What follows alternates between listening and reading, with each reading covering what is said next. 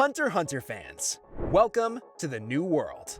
When I say New World, you're probably thinking of some sort of utopia, which in most cases it is. But not in the world of Hunter x Hunter. The New World is also called the Dark Continent. This should give you a better insight of what it means in this story. It's a region filled with mysteries yet known, harbingers of the most evil and dangerous forces that exist. If you were amazed by the Chimera ants, you'll be absolutely stunned to hear the more amazing and powerful discoveries from the New World, which we'll be looking into in today's video. Everything we know about the Dark Continent. Jing Freaks revealed that the Chimera ants were from the Dark Continent, describing it to his son Gon as an outside world he wishes to explore. The arc following this event in the manga, the Dark Continent Expedition, sets the stage for an important mission to explore the New World. A ton of information regarding the Dark Continent was released in vivid detail. The Dark Continent is an astronomically vast landmass, housing a planetary-sized lake called Mobius. It has the entire human world at its center.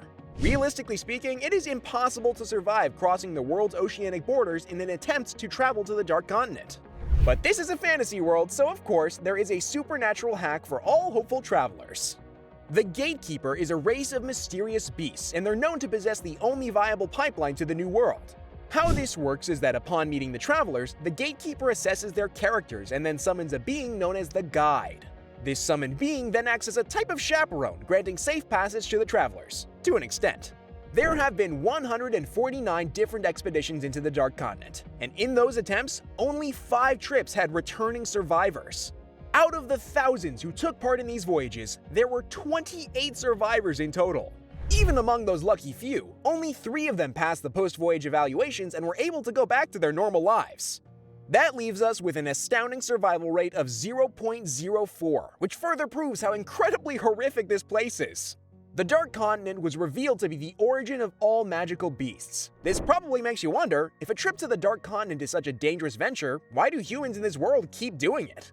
Is there anything to gain from such a hopeless journey? Why add to these pointless deaths? Well, what if we told you that with all the horrors of the New World, there are also miraculous resources that could evolve the world to a tremendous degree? From the 5 voyages to the Dark Continent that didn't completely end in disaster, substances were discovered that could literally revolutionize life in the known world.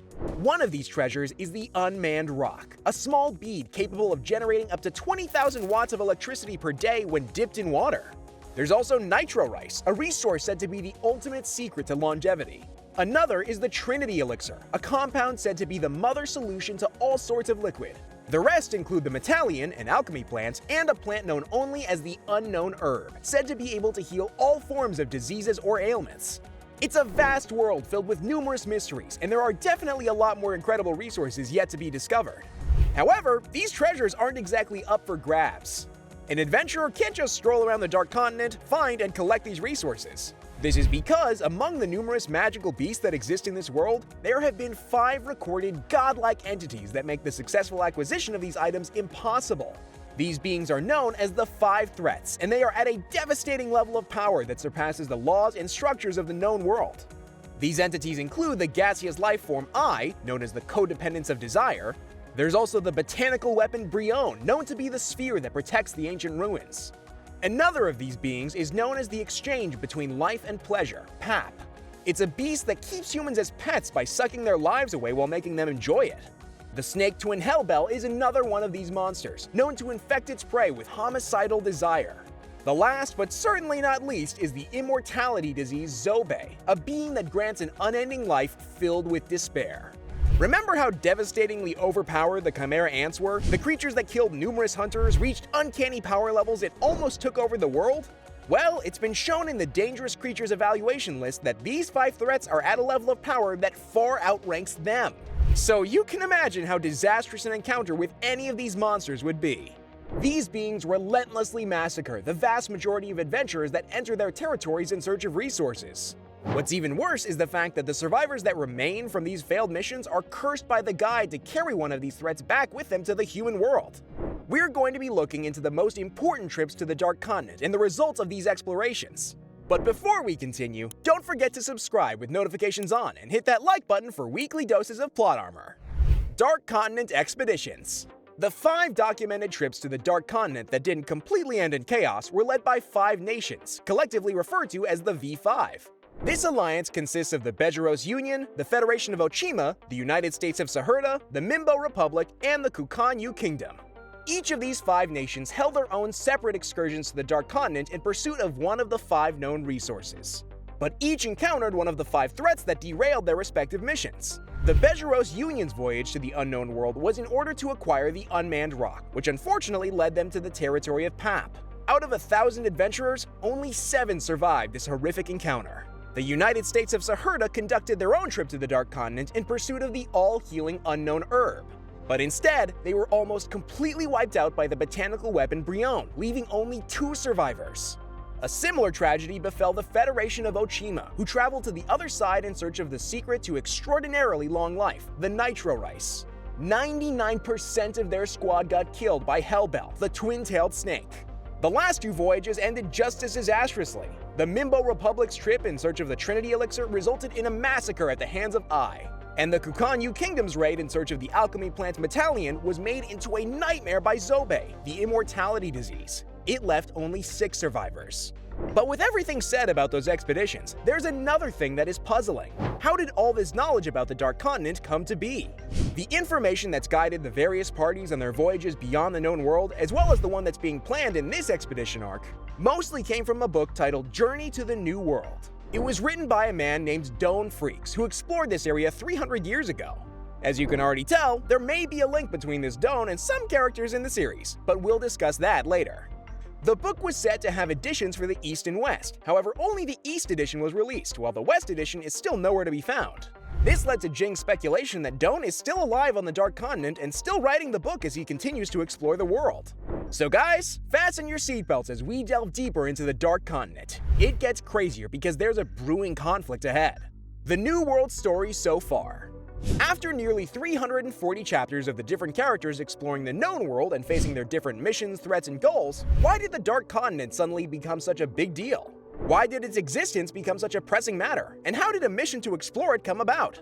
After it was first referenced by Jing on top of the World Tree as an unknown realm, the arc that followed came with a massive influx of information regarding the Dark Continent. This would serve as foreshadowing for the eventual New World arc. The mission to explore the Dark Continent came from King Nasubi of the Kakin Empire, who funded the trip in order to expand human resources. He presented Isaac Netero's son, Beyond Netero, as the one to lead this mission. Beyond had already survived a trip to the Dark Continent years ago, and now he wishes to do so again with the Kakin Empire's backing, this time to fulfill his own personal aspirations. The members of the Zodiacs were stunned by this revelation. They got even more surprised when they were presented with 2 DVDs left behind by their late great former leader, Isaac Netero. He ordered that these DVDs be released in the event of his son ever showing up. On these DVDs, Isaac requested that they explore the Dark Continent, overcome any of the threats, and bring back hope for humanity. He further stipulated that they should carry out this exploration before his son, Beyond. Through these recordings, Netero also revealed that he visited the Dark Continent twice, claiming it didn't have what he sought. After returning a second time, he appealed to the V5 to ban all travel to this world. Jing Freaks soon joined the fray, showing an unusual level of interest in joining this voyage. He revealed a bunch of information about the Dark Continent and bits of the untold tales surrounding the trips of Isaac Netero and Don Freaks. He was allowed to be part of the adventures of this voyage, alongside his fellow Zodiac retiree, Pariston. Given the fact that the 2 aforementioned hunters quit the Zodiacs, 2 hunters with whom I'm sure you're familiar were chosen to complete the team. The first was Leorio, who had become an extremely famous hunter following his actions at the chairman election. The second was Kurapika, who became a mafia boss and joined this trip under the condition of getting back the eyes of his lost clan. They're currently in the possession of one of the 14 princes of Kakin. Now that the squad is set, what are the requirements for a Dark Continent expedition? As Jing stated, for a successful voyage into the Dark Continent, 4 things are primarily needed: means, permission, qualifications, and a contract. Speaking of which, the need for permission brings us to our next important character in this arc, Steiner. He's a high-ranking official at the International Permit Agency who was terrified by the idea of the New World. He's not only read about the threats on the Dark Continent in Don's book, but also seen with his own eyes the carnage left behind after unsuccessful voyages. Against all odds, he still joined the V5 to permit this trip under certain conditions. The Kakin Empire provided the means in terms of funding and manpower to lead the expedition.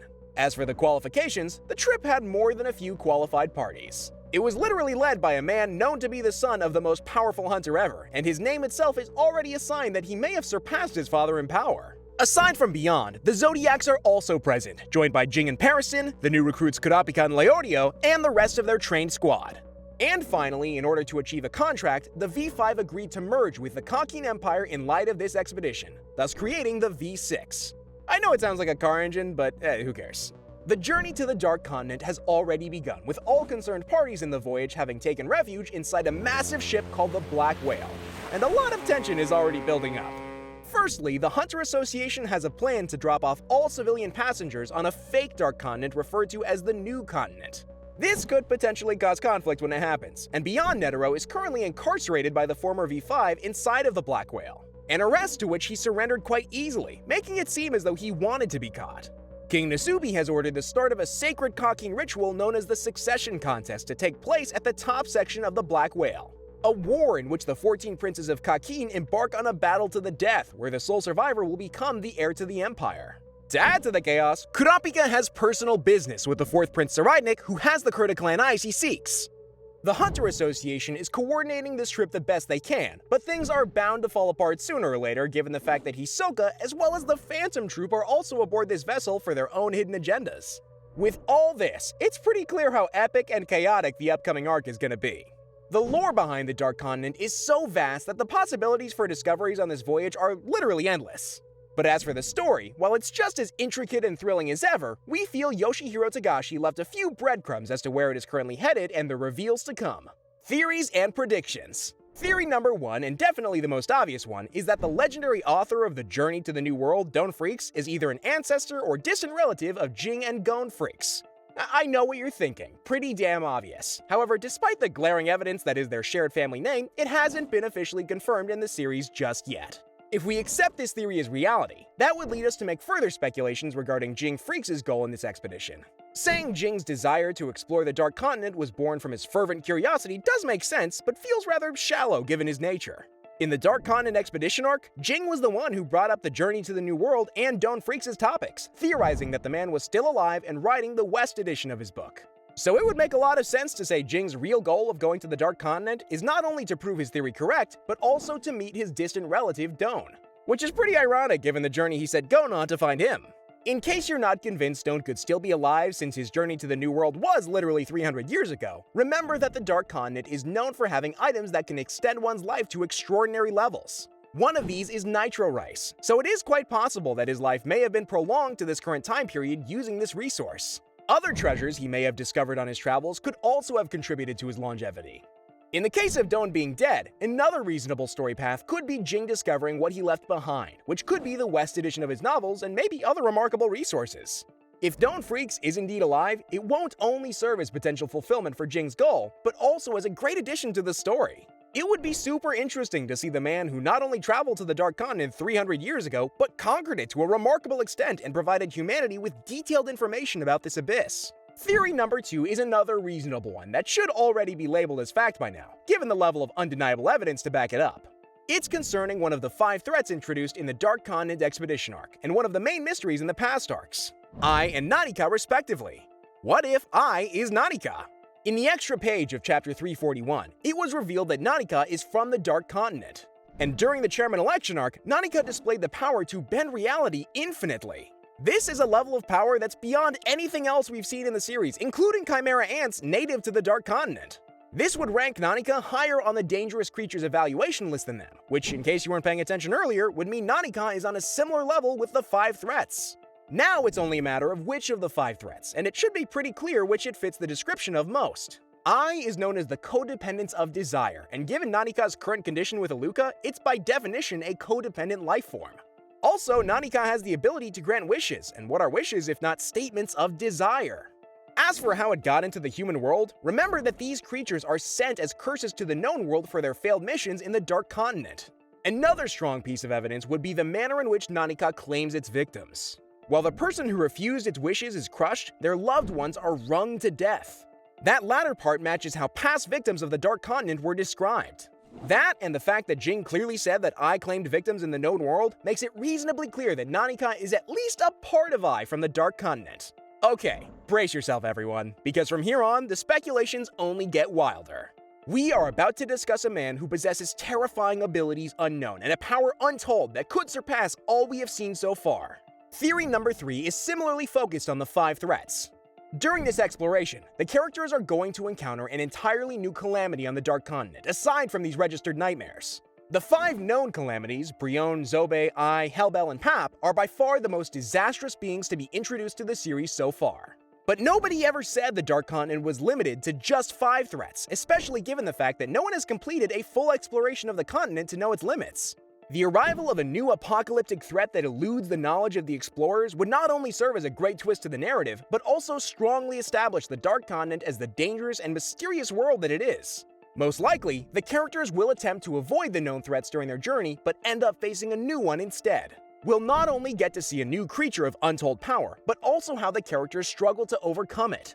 Whether or not it is a new calamity, the explorers are bound to face a ton of opposition on this trip to the Dark Continent. This brings us to our biggest speculation about what's to come. Theory number 4 involves a man who can only be described as the most prominent new character introduced in this Dark Continent expedition arc, Beyond Netero. I believe he's going to be the major antagonist of the upcoming New World arc. As crazy as it sounds, it actually makes a lot of sense given the things revealed about him so far. Despite his introduction as a powerful and confident character who'll lead the voyage, there are still a lot of mysteries surrounding him. For one, the real reason behind his enthusiasm to explore the New World is still unknown. While he did claim it was for humanity's sake, we have solid reasoning to believe otherwise. Beyond probably claimed these noble ambitions in order to manipulate the world's powers into letting him join the voyage, while hiding his real, selfish, and probably sinister ambitions. His own father, Isaac, was extremely wary of him, to the point that he forbade Beyond from traveling to the Dark Continent again for as long as he lived.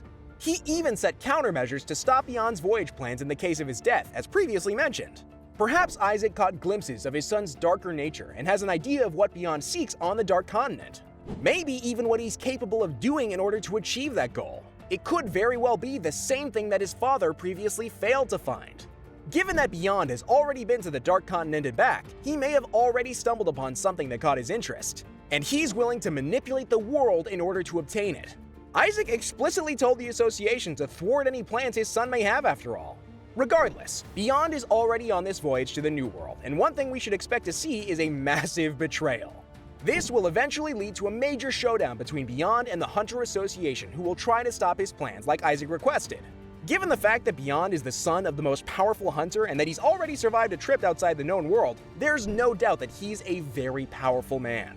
So you can already imagine how devastating he'd be as an antagonist. A showdown between him and the good guys in the story would be really epic, particularly if at one point he was made to face Jing Freaks in a one-on-one battle. If everything plays out this way, it'll be a truly incredible arc that might even become more renowned than the Chimera Ant one. I'll refrain from making any speculation about the Phantom Troop, Hisoka, and Kurapika on their separate missions towards the Dark Continent, as there are a multitude of ways these could play out. We do have a couple more theories concerning the hidden truths and what's to come, but we'll save them for future videos. Thank you so much for watching, I'm Jack Stansberry, and have a great day!